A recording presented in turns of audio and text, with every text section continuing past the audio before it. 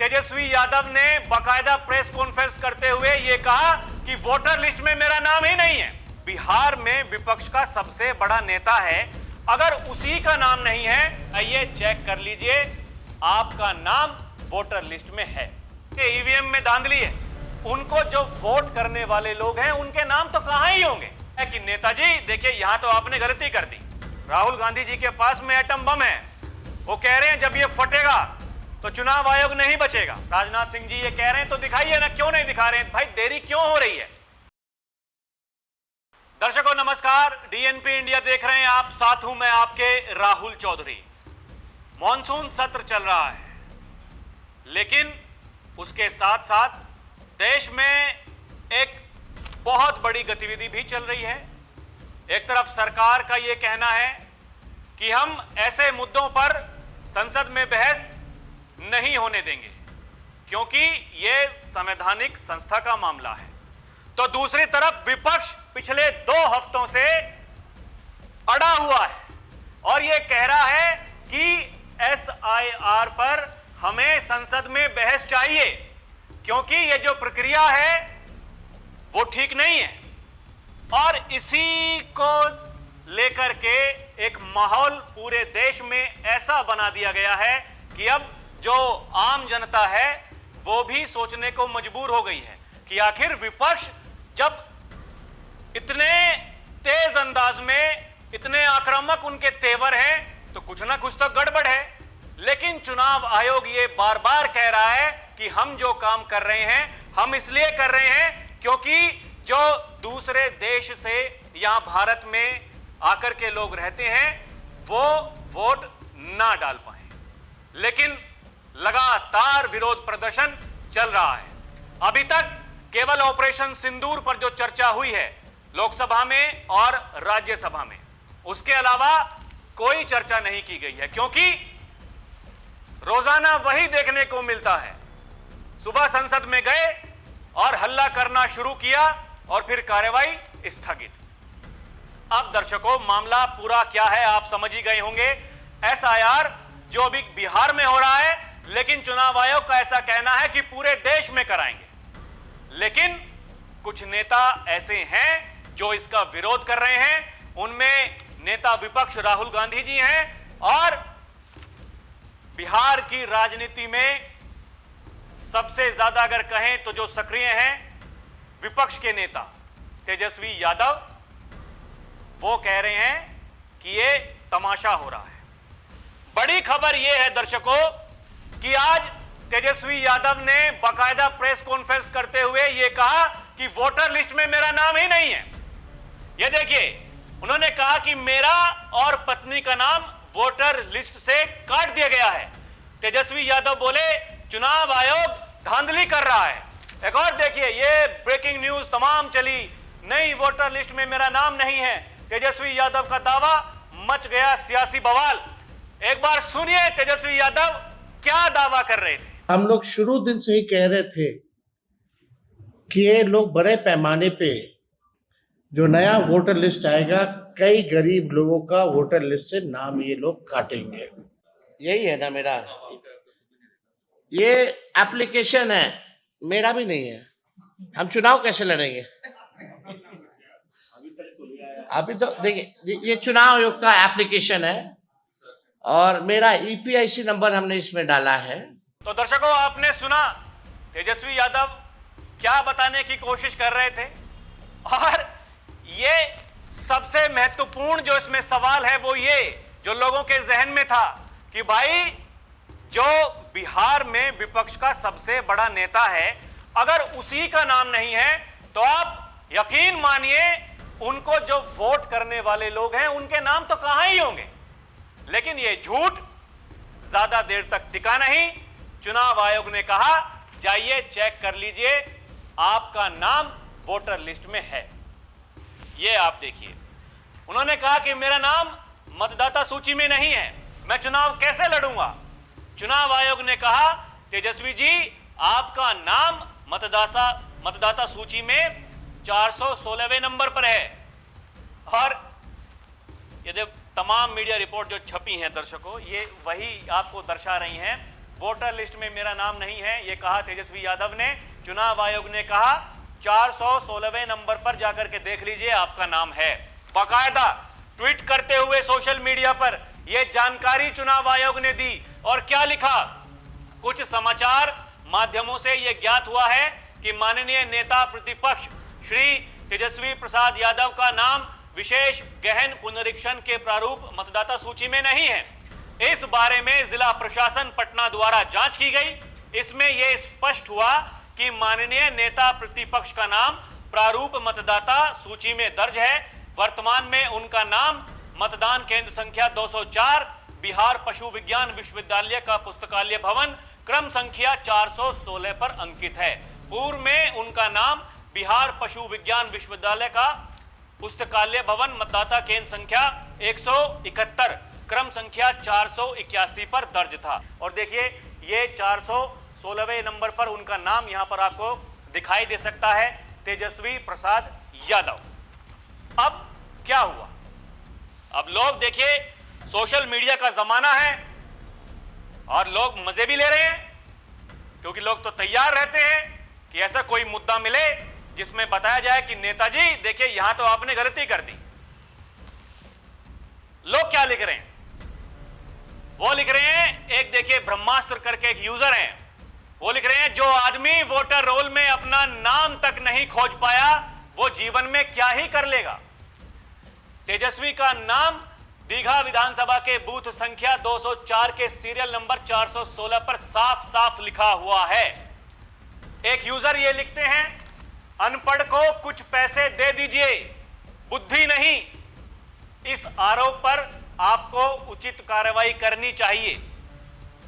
एक यूजर लिखते हैं, जितने लोगों ने अफवाह उड़ाया उन पर केस दर्ज क्यों नहीं किया जाता? या तो ये लोग माफी मांगकर वीडियो डिलीट करें, वरना आप लोग फर्जी खबर फैलाने वालों पर केस क्यों नहीं दर्ज कर रहे हैं? गांव-गांव जब ये फर्जी खबर फैल जाएगी तब आप लोग केस दर्ज करोगे। एक यूजर लिख रहे हैं, 9वां फेल है, फॉर्म भरने कभी सीखा नहीं है तो तय समय पर फॉर्म नहीं भरा होगा और जनता को मूर्ख बनाने के लिए ढोंग कर रहा है ये अनपढ़। एक यूजर लिख रहे हैं, अरे गंवारों की पार्टी, पढ़ लिया होता तुम्हारा नेता तो आज ये गलती नहीं होती। एक यूजर लिख रहे हैं कि काश 10th पास कर लेता तो थोड़ा पढ़ पाता। तो सवाल यह है कि ऐसी गलती करनी ही क्यों? क्या यह जानबूझकर किया गया या फिर जानकारी के अभाव में किया गया? यह सवाल है। यह सवाल के उत्तर तो अब तेजस्वी यादव को ही देने होंगे, क्योंकि लोग उनसे सवाल पूछ रहे हैं। अब जो लोग उनकी जो एजुकेशन क्वालिफिकेशन है उसके बारे में सवाल कर रहे हैं। और ये जो राग पिछले कुछ दिनों से अलाप रखा है वो विपक्ष के जितने भी नेता हैं, वो भले ही नेता विपक्ष राहुल गांधी हो, वो भले ही तेजस्वी यादव हो, वो भले ही पश्चिम बंगाल की मुख्यमंत्री ममता बनर्जी हो, क्योंकि उन्हें भी पता है एसआईआर वहां भी होगा, दिक्कतें वहां भी होंगी। तो ये पहले से ही माहौल बनाने की तैयारी की जा रही है। सियासी जानकार ऐसा बता रहे हैं, आने वाले दिनों में यह अभियान और भी तेज होगा। अभी देखिए राहुल गांधी जी क्या कह रहे हैं, वो कह रहे हैं हमें एक एटम बम मिला है। राहुल गांधी जी के पास में एटम बम है।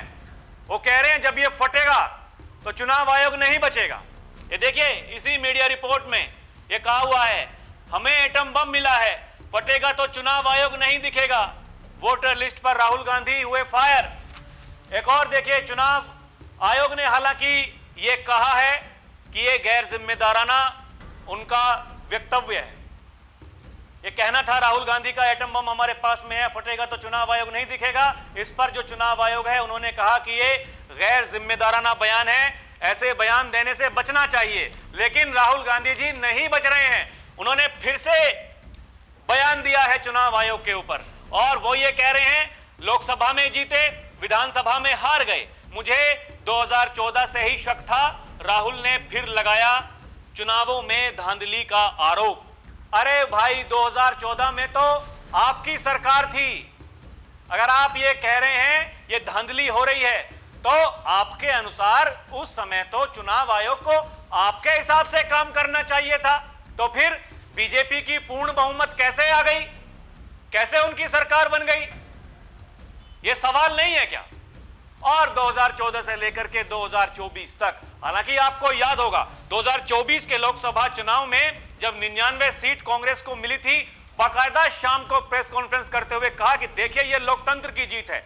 लेकिन कुछ दिनों के बाद जब उन्हें पता चला कि हम तो बीजेपी सरकार या फिर एनडीए की सरकार को कमजोर कर सकते थे लेकिन नहीं कर पा रहे हैं, क्योंकि नरेंद्र मोदी जिस तरीके से पहले काम कर रहे थे उनके काम करने का तरीका आज भी वही है, बल्कि कहें तो और ज्यादा आक्रामक होकर वो फैसले ले रहे हैं। दिक्कत इसी बात की यहां दिखाई दे रही है। और वही जो राहुल गांधी जी हैं वो बार बार ये कह रहे हैं कि देखिए हमारे पास में सबूत हैं, और उन्होंने जो कहा कि हमने महाराष्ट्र में पाया कि लोकसभा और विधानसभा चुनावों के बीच 1 करोड़ नए मतदाता जुड़ते हैं, इनमें से ज्यादातर लोग भाजपा को जाते हैं, ज्यादातर वोट भाजपा को जाते हैं। अब मैं बिना किसी संदेह के ये कह रहा हूं हमारे पास सबूत हैं। बता दें कि इससे पहले 1 अगस्त को भी राहुल गांधी ने चुनाव में धांधली की बात कही थी, यानी 1 तारीख को कही, फिर से कह दिया। उन्होंने कहा कि हमारे पास में परमाणु बम की तरह सबूत हैं। उन्होंने चुनाव आयोग को कहा कि जो अधिकारी इस खेल में शामिल हैं उन्हें छोड़ा नहीं जाएगा, अगर वो रिटायर भी हो जाएंगे तब भी उन्हें ढूंढकर निकाला जाएगा। ये बड़ी चुनौती राहुल गांधी जी दे रहे हैं। उधर तेजस्वी यादव जी कह रहे हैं कि मेरा नाम कट गया, लेकिन चुनाव आयोग कहता है कि जाइए जांच कीजिए और देखिए आपका नाम है कि नहीं। सवाल यही है, लेकिन इसको गंभीरता से कौन कितना ले रहा है ये भी। अब जो देश के रक्षा मंत्री हैं राजनाथ सिंह, उन्होंने राहुल गांधी पर पलटवार किया है। उन्होंने कहा कि अगर राहुल गांधी के पास में सबूतों का एटम बम है तो फोड़े ना, इंतजार किस बात का कर रहे हैं? अगर है सबूत तो दिखाइए, क्यों नहीं आप प्रेस कॉन्फ्रेंस करते हैं? की ना तेजस्वी यादव ने प्रेस कॉन्फ्रेंस, बताया कि मेरा नाम वोटर लिस्ट में नहीं है। चुनाव आयोग ने कहा कि जाइए चेक कीजिए है आपका नाम। राहुल गांधी के पास में सबूत है, राजनाथ सिंह जी ये कह रहे हैं तो दिखाइए ना, क्यों नहीं दिखा रहे हैं? भाई देरी क्यों हो रही है, यही तो सवाल है। करिए प्रेस कॉन्फ्रेंस। जब हिंडनबर्ग की रिपोर्ट आती थी और वो कहता था कि जो अदानी के शेयर हैं वहां कहीं ना कहीं घोटाला है, बाकायदा 1 घंटे के अंदर प्रेस कॉन्फ्रेंस राहुल गांधी जी उनकी पार्टी करती थी। उनके पास में सबूत है तो क्यों नहीं कर रहे? ये पूछ रहे हैं राजनाथ सिंह जी, दीजिए जवाब। ये कहना है राजनाथ सिंह जी का। संसद परिसर में उन्होंने अपनी बात रखते हुए कहा कि हमारे पास ऐसे सबूतों का एटम बम है, जब वो फटेगा तो चुनाव आयोग नहीं दिखेगा। राहुल गांधी के इस बयान पर रक्षा मंत्री राजनाथ सिंह ने करारा जवाब दिया। उन्होंने 2 टूक कहा, राहुल गांधी के पास ना कोई तथ्य है ना कोई सबूत है। कांग्रेस नेता झूठे आरोप लगा रहे हैं और यह उन्हें शोभा नहीं देता। राजनाथ सिंह ने आगे कहा कि राहुल गांधी के पास सबूतों का एटम बम है तो फोड़ने में देरी ना करें। उन्होंने कहा कि चुनाव आयोग संवैधानिक संस्था है, कांग्रेस सांसद आयोग पर झूठे आरोप लगा रहे हैं। और ये जो बार बार एसआईआर पर चर्चा की मांग जो की जाती है, केंद्र सरकार का यही कहना है कि भाई साहब हमारा इसमें कोई हस्तक्षेप नहीं है, ये चुनाव आयोग का काम है, वो एक संवैधानिक संस्था है, अपने हिसाब से जो उन्हें ठीक लगेगा वो काम करेंगे। मामला सुप्रीम कोर्ट में भी था। सुप्रीम कोर्ट ने क्या कहा? सुप्रीम कोर्ट ने कहा कि ठीक है, आप जो ये अभियान चला रहे हैं चलाते रहिए, उस पर कोई रोक नहीं लगी है। और ये जब बताया जा रहा था, बड़ी दलीलें दी जा रही थी विपक्ष की तरफ से कि देखिए ये धांधली हो रही है, ये ऐसा हो रहा है, ये वैसा हो रहा है, सुप्रीम कोर्ट ने क्या कहा? सुप्रीम कोर्ट ने कहा आप 15 वोटर लेकर आओ जिन्हें मृत घोषित कर उनके नाम काटे गए हैं। सुप्रीम कोर्ट ने कपिल सिब्बल की एक ना सुनी, एसआईआर पर दे दिया आदेश। ये चर्चाएं चल रही थी कि देखिए वोटर लिस्ट में से मृत बता करके नाम काटे जा रहे हैं।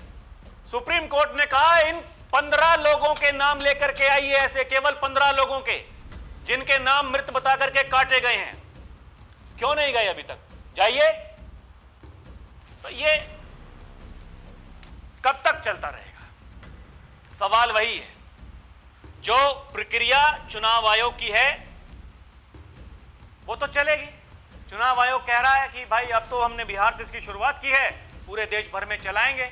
अब जो बड़े भाई हैं राहुल गांधी जी, छोटे भाई हैं यहां तेजस्वी यादव जी, दिक्कत इन्हें यही है क्योंकि बिहार में चुनाव है।